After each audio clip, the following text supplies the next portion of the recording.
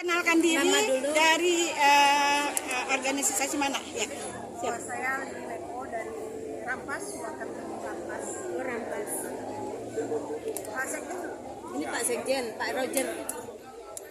Selamat sore teman-teman.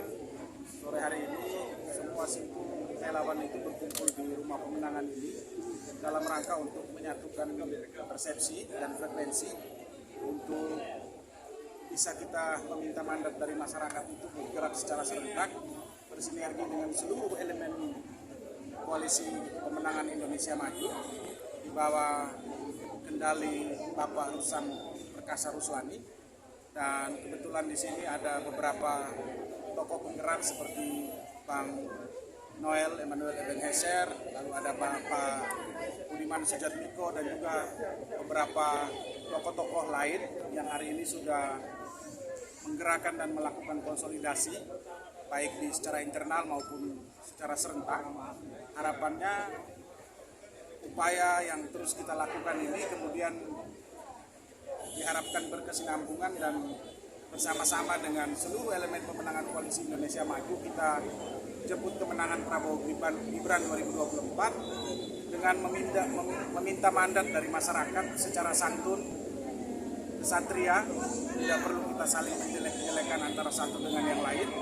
Kehadiran ormas relawan yang ada pada sore hari ini seperti Rampas 08, lalu Propas Indonesia dan juga beberapa elemen relawan yang lain ingin menunjukkan dan membuktikan bahwa kita semua sampai dengan hari ini masih terus berupaya dan berjuang untuk memenangkan Pak Prabowo dan Mas Gibran dalam pemilu 2024 mendatang.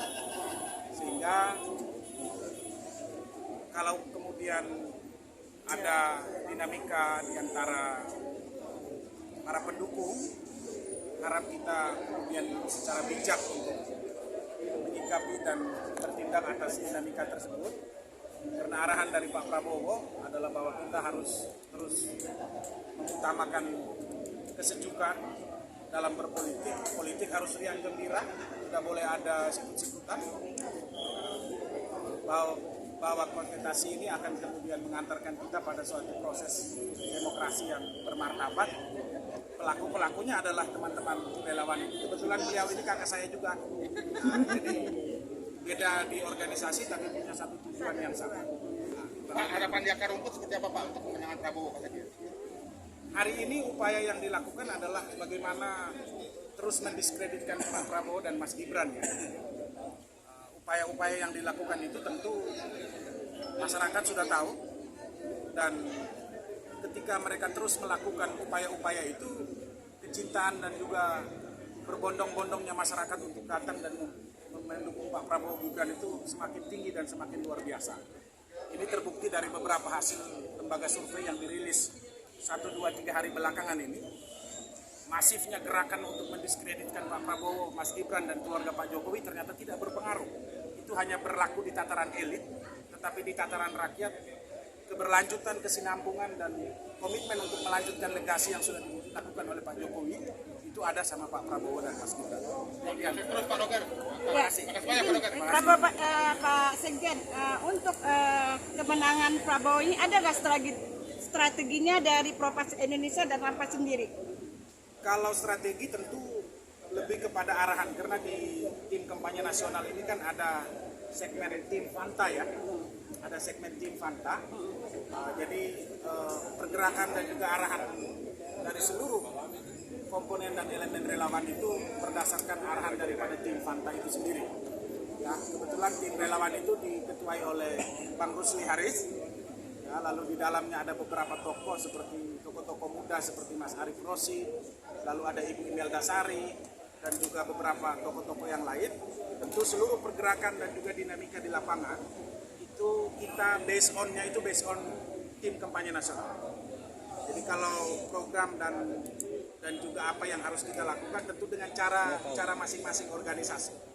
Tetapi tetap komitmennya itu adalah menjaga persatuan, kerukunan seperti arahan daripada Bapak Prabowo Subianto. Bang, kedua putaran. Untuk menghemat efektivitas waktu, 1 putaran. Bang, ini adalah pemilu di mana perang gagasan, visi dan misi dikedepankan. Kurang lebih visi dan misi Mas Gibran dan Pak Prabowo seperti apa? asta cita yang sudah disebar ke publik itu hari ini teman-teman media bisa melihat di berbagai platform media. Tetapi besok hari Jumat itu keluarga besar Universitas Muhammadiyah Solo mengundang Pak Prabowo dan Mas Gibran untuk mempresentasikan dan membicarakan soal gagasan membangun Indonesia. Itu akan dilaksanakan besok di Solo dan ini terbuka juga untuk umum. Mungkin teman-teman media bisa melihat nanti hasil rilisnya seperti apa. Tetapi pada prinsipnya bahwa apa yang sudah diletakkan dan dikerjakan oleh Pak Jokowi itu menjadi salah satu komitmen daripada Pak Prabowo dan Mas Gibran untuk bisa melanjutkan. Karena jaminan kesinambungan program-program yang sudah dilakukan selama 10 tahun ini, seperti yang Pak Prabowo selalu katakan bahwa ini adalah akselerasi di mana kita akan menuju Indonesia emas. Sehingga kalau ada perubahan-perubahan signifikan yang dilakukan hanya karena kepentingan politik, jaminan kita untuk masuk dalam gerbang Indonesia emas itu hanya sebatas angan-angan saja. Oleh karena itu, seluruh elemen relawan, Propas Indonesia, Rampas 08 dan juga semuanya, kita akan berusaha semaksimal mungkin meyakinkan kepada masyarakat, meminta mandat dari rakyat, meyakinkan mereka bahwa Pak Prabowo dan Mas Gibran akan terus berkomitmen untuk melanjutkan apa yang sudah dilakukan oleh Pak Jokowi. Dari partai sebelah memberikan informasi semacam redaksi atau diksi bahwa Mas Gibran dianggap memperpanjang dinasti politik. Tanggapan apa, Bang? Gimana, Bang? Ya, seperti yang sudah disampaikan sebelum-sebelumnya, dalam kehidupan berdemokrasi kita ini, dengan sistem demokrasi kita yang kita anut saat ini, dinasti politik itu kemudian hampir saya katakan subjektif. Mengapa saya katakan subjektif? Karena ini sistem terbuka, Bang. Artinya bahwa kita memberikan mandat sesungguhnya ini kepada masyarakat yang akan menentukan. Jadi walaupun ini anaknya Pak Jokowi atau anaknya siapapun, ketika rakyat tidak berkehendak, itu tidak akan terjadi. Sehingga narasi dinasti politik itu menurut saya sangat-sangat kontraproduktif dengan apa yang kita anut, sistem demokrasi yang kita anut hari ini. Beda kalau kemudian tidak ada proses pemilunya, langsung ditunjuk saja. Tapi ini ada proses pemilu, rakyat berbondong-bondong pada tanggal 14 itu. Bukan jenderal, bukan petani, bukan nelayan, bukan tukang ojek, semua sama rata statusnya pada saat itu.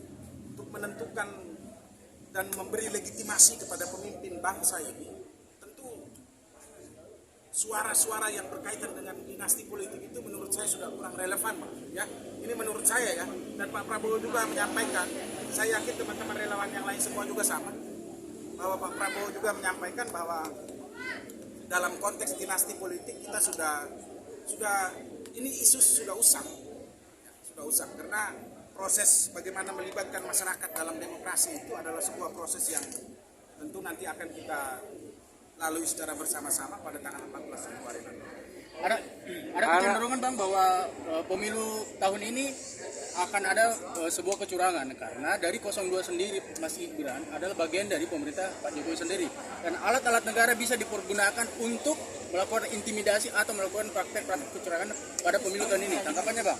Ya, kita lihat saja kemarin soal beredarnya fakta integritas ini, ya, itu bukan dari kubu Pak Prabowo, tapi fakta integritas itu kemudian menunjukkan bahwa ada upaya-upaya dan manuver-manuver untuk bagaimana dialamatkan untuk kemenangan kepentingan kelompok tertentu. Nah, Koalisi Indonesia Maju bersama seluruh elemen pergerakan hari ini enjoy aja, Bu. Tidak pernah kita kemudian merasa jumawa dan merasa bahwa kita ini adalah bagian yang sudah pasti tinggal. Kita semua ini masih meminta mandat rakyat. Sehingga bagaimana meyakinkan rakyat ini bukan soal mudah. Ini masih hal yang cukup sulit meyakinkan masyarakat supaya masyarakat kemudian bisa memilih Pak Prabowo dengan Mas Gibran. Jadi kalau dilihat bahwa kita punya perangkat kekuasaan, sebenarnya ini upaya ini isu yang digiring. Ya, ibarat orang main bola, belum mulai main, bola belum kick off, kita sudah bilang wasit akan curang. Kalau begitu jangan main bola dong. Anda sudah tahu wasit curang tapi Anda main bola. Bagaimana? Tapi bagaimana optimisme dari seluruh kontestan yang ada? Dia harus memastikan bahwa seluruh perangkat pertandingan itu bersifat netral. Sama juga dengan pemilu. Ini gedungnya ada di sebelah ini. Ya. Mereka-mereka yang ada di dalam itu, para komisioner itu kita yakin bahwa mereka bekerja secara profesional. Dan kalau kemudian hari ini dinilai bahwa Pak Prabowo dengan Mas Gibran memiliki perangkat kekuasaan untuk kemenangan itu, saya pikir ini upaya untuk menggiring isu yang sangat-sangat tidak produktif. Lebih baik kita bicara gagasan, kita bicara ide, supaya nanti gagasan dan juga ide kita itu bisa diterima oleh masyarakat. Artinya ini pertarungan antara visi dan misi, Bang, ya? Pertarungan gagasan, pertarungan visi dan misi. Kita akan lihat nanti bagaimana persepsi publik ketika debat di KPU. Dan besok teman-teman bisa lihat di panggung Universitas Muhammadiyah Solo. Demikian. Oke. Terima kasih, Bang. Siap. Nanti kan sebentar lagi akan diadakan debat capres dan cawapres. Pak Prabowo nanti ada tema di mana membahas tentang persoalan hukum. Siap. Bagaimana tanggapan Bang Roger terkait nanti narasi-narasi yang dibuat oleh pasangan cawapres nomor 1 dengan pasangan cawapres nomor 3 itu seakan-akan melakukan penyerangan terhadap kubu Pak Prabowo. Gimana tanggapan Bang Roger? Saat nanti ada tema tentang hukum, tentang politik KKN segala macam. Ya. Soal sorotan terhadap penegakan hukum ini kan salah satu capres kita sudah memberi penilaian scoringnya. Ya, tapi ya biarlah, itu kan dari perspektif dan juga kacamatanya beliau. Kita tidak bisa melarang atau kemudian memprotes itu. Ini penilaian yang barangkali mungkin akan dinilai kembali oleh masyarakat, bahwa ada satu peribahasa yang saya selalu katakan, bahwa menepuk air di dulang terpecik muka sendiri. Apa yang dilakukan hari ini adalah upaya untuk bagaimana terus mencari simpati dengan gaya playing victimnya itu. Sekali lagi teman-teman, ya, gaya playing victim itu tidak bagus di dalam demokrasi kita. Ya, jadi berupaya seolah tampil di depan publik dalam konteks dia lagi disakiti supaya mendapat simpati, itu nggak bagus.